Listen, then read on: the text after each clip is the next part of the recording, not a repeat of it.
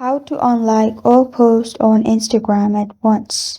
Hi everyone, I'm here to assist you today. Without any delay, let's jump right in.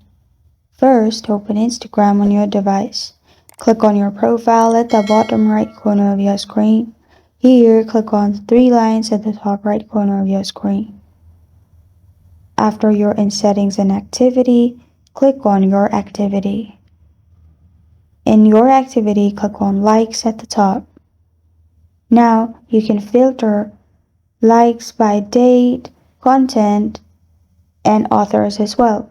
Now to delete in bulk, click on Select at the top right.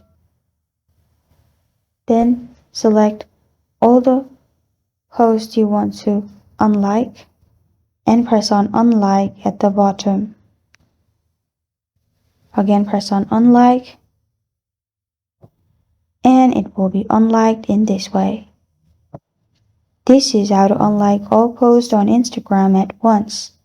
Thank you for joining me today. If this video helps you out, please leave a like and subscribe for more.